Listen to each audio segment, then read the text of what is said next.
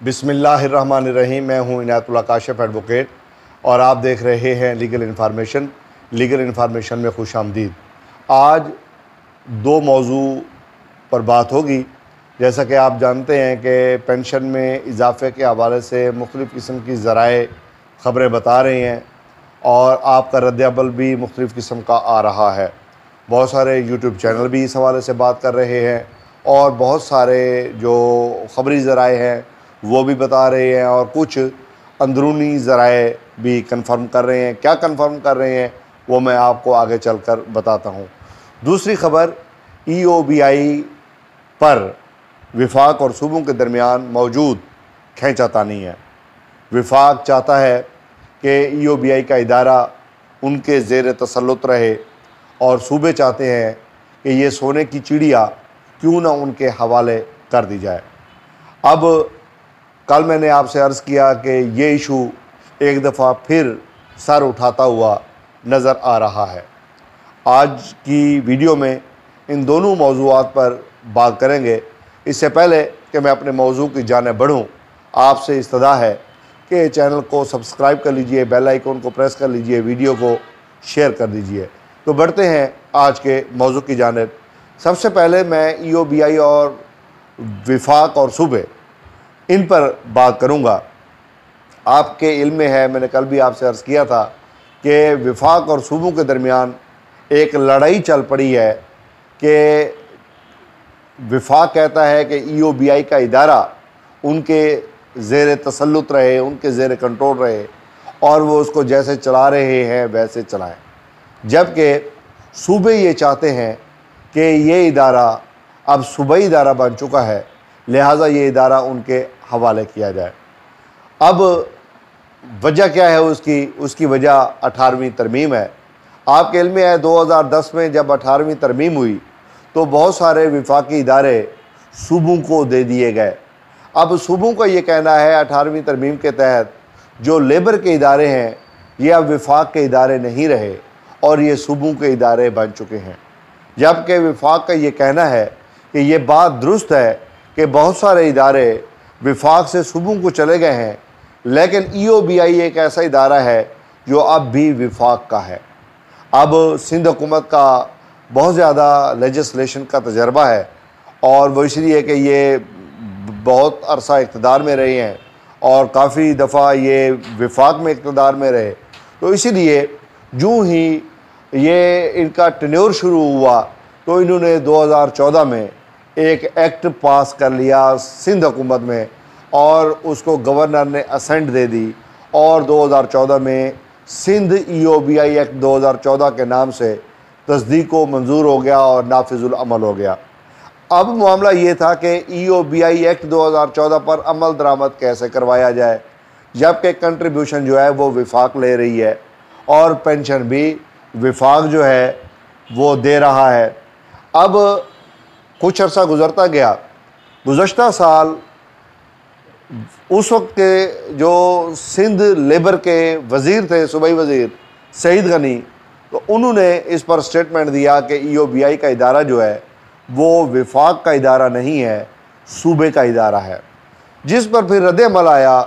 जुल्फ़ी बुखारी ने बाकायदा तौर पे, उस वक्त वो ओवरसीज़ चेयरमैन थे, उन्होंने ये स्टेटमेंट दिया कि EOBI का जो इदारा है ये विफाक का इदारा है, ये सूबों का इदारा नहीं है। इस पर बहस चल पड़ी।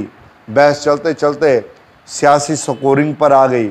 हर बंदा अपनी अपनी पॉलिटिकल स्कोरिंग करने लगा और किसी ने इस मामले को संजीदा नहीं लिया। संजीदगी उस वक्त पैदा हुई जब सिंध हुकूमत ने ये तय किया कि आइंदा वो कंट्रीब्यूशन वसूल करेगी और उन्होंने इस हवाले से नोटिफिकेशन के हवाले से एक और मसला दरपेश आया कि विफाक ने चूँकि अभी तक ये इदारा बाकायदा तौर पे सूबों के हवाले नहीं किया था और दूसरी तरफ सिंध हुकूमत के पास EOBI का कोई इंफ्रास्ट्रक्चर भी मौजूद नहीं था, लेकिन उन्होंने टैक्स करेक्शन की कोशिश की, तो ये मामला फिर सूबाई कौंसल के दरमियान ज़ेरे बहस लाया गया। उसमें उन्होंने ये तय किया कि जब तक विफाक और सूबों के दरमियान ये मामला तय नहीं हो जाता कि ये इदारा विफाक का है या ये इदारा सूबों का है, तब तक सूबाई हुकूमत जो है वो कंट्रीब्यूशन नहीं लेगी, बल्कि ये कंट्रीब्यूशन जो है विफाक लेगा। तो ये मामला यूँ चलता रहा और अब इस मामले को 1 साल से ज़्यादा का अरसा गुजर गया है। गुज़श्ता से पैवस्ता रोज़ सिंध हुकूमत के एक ब्यूरोक्रेट ने सीसी के हवाले से बात की तो उन्होंने कहा कि EOBI जो है लेबर डिपार्टमेंट का सिस्टर इदारा है जो कि विफाक को सूबों के हवाले कर देना चाहिए। उन्होंने ये भी कहा कि पेंशनर्स की हालत बहुत बुरी है, कंट्रीब्यूशन देने वाले ना होने के बराबर हो गए हैं, विफाक इसको संभाल नहीं पा रहा, लिहाजा अब ये इदारा विफाक की बजाय सूबों को दे दिया जाए। और इस हवाले से उन्होंने अपनी एक प्रेस रिलीज़ भी जारी की और उनका अखबारात में, ख़ास तौर पे अंग्रेज़ी अखबारात डॉन और द न्यूज़ में इस हवाले से बहुत कुछ छपा, शायद आपने भी मुलाहिज़ा किया हो, पढ़ा हो। अब उसके बाद एक ज़ाहिर है जब भी इस तरह की कोई कैफियत होती है तो आप उससे कंसर्निंग इसलिए हैं कि आप EOBI विफाक चला रही है और आप विफाक से पेंशन ले रहे हैं। अब मैंने कल की वीडियो में आपसे रिक्वेस्ट की थी कि आप बराह करम जो है अपनी मेरी इस वीडियो के नीचे कमेंट बॉक्स में मुझे बताइए कि ये इदारा सूबों के पास चला जाया जाए या विफाक के ज़ेर एहतमाम ही रहना चाहिए। तो आपकी अक्सरियत ने ये बात तय की कि ये इदारा जो है विफाक में ही रहना चाहिए। अब सवाल आइनी है कि क्या ये इदारा विफाक के अंडर रह सकता है 18वीं तरमीम के तहत, और सूबे ये कहते हैं कि ये इदारा 18वीं तरमीम के तहत सूबों के पास नहीं रह सकता। वफाकी हुकूमत ने 1 साल के अंदर इस मामले को संजीदा जो है वो करना चाहिए था, संजीदगी इख्तियार करनी चाहिए थी। तो वो वफाकी काबीना में अपने वज़ीर कानून से राय लेते, सेक्रेटरी लॉ से राय लेते और इस मामले को सुप्रीम कोर्ट में प्रोसीड करते और इस मामले को काफ़ी हद तक जो है वो बढ़ाया जा सकता था, बेहतर किया जा सकता था, इसमें बेहतरी लाई जा सकती थी, इस कज़िये को हल किया जा सकता था। लेकिन 1 साल गुजरने के बावजूद वफाकी हुकूमत ने इस पर कोई संजीदगी से काम नहीं लिया। अब मैं आता हूँ आपके पेंशन के हवाले से। पेंशन के हवाले से मैं आपको ये अर्ज़ कर दूँ कि बहुत सारे ज़राए ये बता रहे हैं कि पेंशन में इजाफ़ा होने जा रहा है।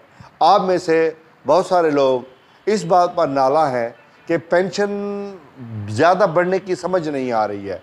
जी हाँ, वो इसलिए समझ नहीं आ रही कि अब आपके इल्म में है कि बहुत एक बड़ा पैड़ा गुजर चुका है और सुप्रीम कोर्ट जो है उसका एक वाज़े हुक्म मौजूद है और उस हुक्म को कितनी देर नज़रअंदाज किया जा सकता है। तो इसलिए अब जो नई इंतज़ामिया है वो इस पर कोशिश कर रही है कोई संजीदा स्टेप उठा ले। लेकिन दूसरी तरफ एक ऐसा माफिया है जो आपके अंदर भी छुपा हुआ है, वो कहता है कि यार नहीं, मायूसी फैला दो, नहीं हो रहा, नहीं हो सकेगा, ये नहीं हो रहा, नहीं हो पा रहा। एक तरफ ये है, दूसरी तरफ हौसला अफजा भी लोग हैं जो कहते हैं नहीं भाई इंशाल्लाह होगा और ये होने जा रहा है।